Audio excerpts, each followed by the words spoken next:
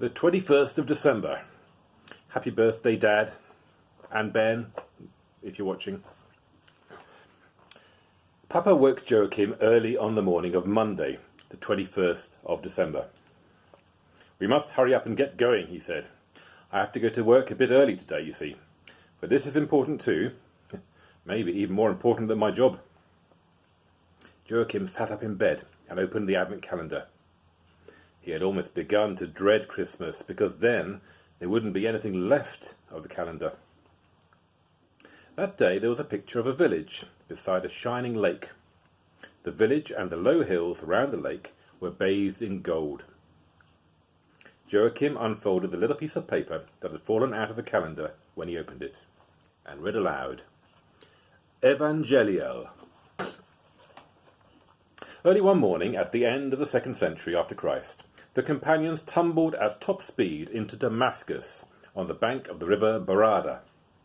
They sped past 2 soldiers who were guarding the western gate and sprang in along the straight street that cuts right through the city. The soldiers turned to one another in confusion. What was that? Only a gust of wind from the northwest. But it wasn't just wind and sand. I thought I saw people as well.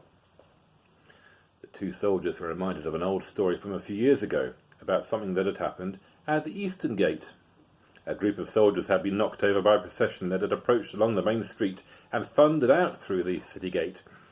It had consisted of people and animals, and one of the soldiers thought he had seen angels as well. For as Elizabeth, Ephriel, and all the others rushed out through the eastern city gate, they happened to bump into some Roman soldiers. The soldiers fell down, picked themselves up in confusion, and tried to see where they had gone. But the procession was soon many years and miles away. Late in the afternoon, one day in the middle of the 2nd century, they came down to the lake of Gennesareth in Galilee. They stopped in front of a village and looked out across the shining water. The hills lay like a wreath around the lake, and now the golden evening sun was shining on them. Elizabeth thought the lake looked like a blue china bowl edged with gold. The village consisted of simple houses with a small shed for livestock at one end. Between the houses walked loaded donkeys, led by men wearing tunics and cloaks. The women, in loose clothing, were carrying jars on their heads. "We are in Capernaum, which is on the old caravan trail between Damascus and Egypt," explained Ephriel. "Here Jesus called his first disciples. One of them was the customs official, Matthew, for Capernaum was an important customs station. Others were the brothers Simon Peter and Andrew, who were both fishermen. 'Follow me,' said Jesus, 'and I will make you fishers of men.'" "He helped them to catch ordinary fish too," Ephriel hastened to add. Ephriel nodded. "Once when Jesus was standing beside the lake to speak to a large crowd of people, he caught sight of 2 boats lying further down the beach. One of them belonged to Simon Peter. Jesus went on board Peter's boat and asked him to put out from the land. Then he sat in the boat and talked to the crowd from the lake. That was a good idea, because then all the people could see him while he spoke. When he had finished speaking, he asked Simon Peter to row further out and cast his nets there. Peter said he had tried to catch fish all night without getting a single one. All the same, he did as Jesus said, and then he caught so many fish that the net broke with the weight of them." "Another time they were out on the lake," said Ephriel. "Suddenly a storm blew up, and the disciples were terrified of drowning. But Jesus simply lay down and slept. In the end, he was forced to quieten the storm in order to calm the disciples." "He wanted to show them that they had very little faith," explained Ephriel. "Yes, indeed," said Ephriel vigorously. "Yet another time the disciples were out on the lake alone, when Jesus came towards them, walking on the water. When the disciples saw him, they were scared, because they thought he was a ghost. But when Simon Peter saw it was Jesus, he thought he'd show off a bit to prove how much faith he had. So he stepped out of the boat and walked on the water too. It went well at first, but soon he grew afraid of the waves and began to sink. He called to Jesus and asked him to come and save him." Joshua struck his shepherd's crook against a heap of broken stones. "To Bethlehem! To Bethlehem!"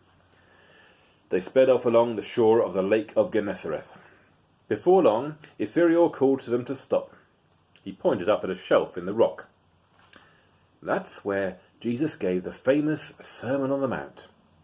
He talked about the most important things he wanted to teach us. So what were they? Elizabeth wanted to know. The cherub imperial spread his wings, jumped up in the air and said, Our Father, who art in heaven, hallowed be thy name. Thy kingdom come, thy will be done on earth as it is in heaven. Here he was interrupted by Ithuriel. Yes, he taught them to pray. Above all, he wanted to teach human beings to be kind to one another. He also wanted to show that nobody is perfect in the sight of God. Blessed are the merciful. Try again. Blessed are the merciful, said Imperial. Whosoever shall smite thee on thy right cheek, turn to him the other also. Love your enemies, and pray for those who persecute you. Whatsoever ye would that men should do to you, do ye even so unto them. That's enough, thank you, interrupted Ithuriel. We know you remember it all, and I should think so too, as one of the angels of the Lord. All three wise men clearly wanted to say something. Caspar and Balthazar nodded at Melchior and let him speak. But it's not enough to learn such rules of life by heart. It's more important to try to follow them. The most important thing is to do something for people in need, for people who are ill and poor, and for people fleeing from their homes. That is the message of Christmas. To Bethlehem, attempted Joshua again. To Bethlehem. They had scarcely got up speed when Ithuriel turned to Elizabeth and told her that they were running through the area where Jesus had fed 5,000 people with only a few loaves and fishes. Yes, indeed, said Imperial. Jesus wanted people to share the little they had. If only they could learn to share with each other, nobody would be hungry or poor, or very rich either. But it's better that nobody is poor and hungry than that a few people are rich. When they came to the village of Tiberias, they turned away from the Lake of Gennesareth, up through a hilly landscape. At the head of a fertile valley with palms and fruit trees stood another village. Ithuriel called the procession to stop. Angel time says 107 years have passed since Jesus was born. This town is called Nazareth. Jesus grew up here as the son of Joseph the carpenter. It was here that one of the angels of the Lord appeared to Mary and told her she was going to have a child. He had scarcely finished speaking when something seemed to fall down through a hole in the sky. The next moment, yet another angel was standing in front of the procession. In his hand he held a trumpet. The angel blew at once on the trumpet and said, I am the angel Evangelial, and I proclaim to you a great joy. There is only a short time left until Jesus is born. Imperial began fluttering around Elizabeth. He is one of us, and will be with us from the last part of our journey to Bethlehem. What had happened reminded Elizabeth of the words from the old Christmas carol.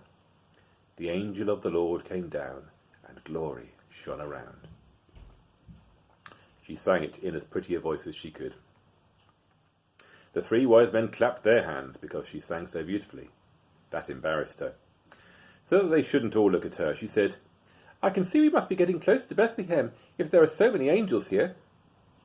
Joshua gave one of the sheep a little slap on its rump.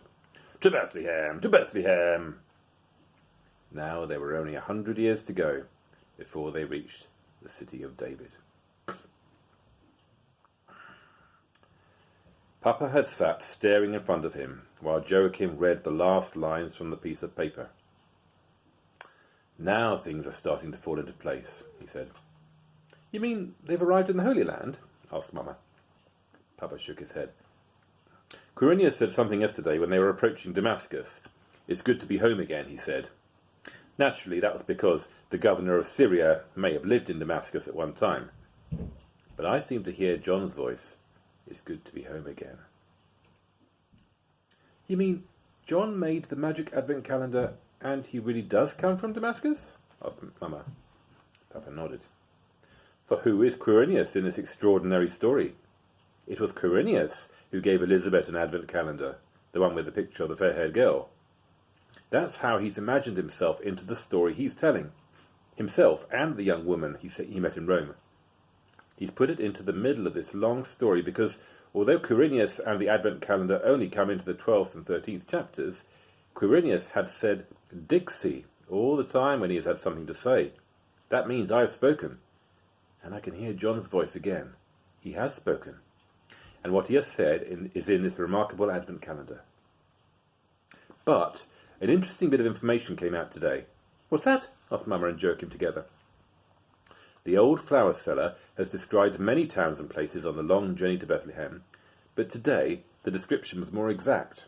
He writes about the straight street that cuts right through Damascus, from the western to the eastern gate. Only someone who's familiar with the place would write like that. Perhaps you're right, said Mama. But don't you think he may really have heard the old story about the soldiers who were knocked over by a procession of angels? Nonsense, snorted Papa. Then he stopped himself. But nothing can be discounted. If only we could find him again. Joachim was thinking about something quite different. He looked down at the piece of paper that he had been reading from, put his finger on one of the sentences and said, "The wise man said it's important to do something for people who are fleeing from their homes. What do you think he meant by that?" "I suppose he was thinking of refugees and people like that," said Papa. "Exactly," said Joachim. "That's just what I thought." "What do you mean?" asked Mama. "I thought it had something to do with the lady in the photo. She was a refugee too. Besides, she was his girlfriend." Papa got to his feet. "We'd better hurry," he said. "I have to be off in 10 minutes. Before Joachim fell asleep that evening, he sat for a while, playing with the letters of the alphabet. He thought about John, who had met Elizabeth in Rome, and about Rome, that turned into a word for love when he read it backwards. Finally, he wrote some magic letters in his notebook. Elizabeth de Basile, Roma amor. The diagram looked like a door, or perhaps a door that was inside another door. But what was inside that door? See you tomorrow.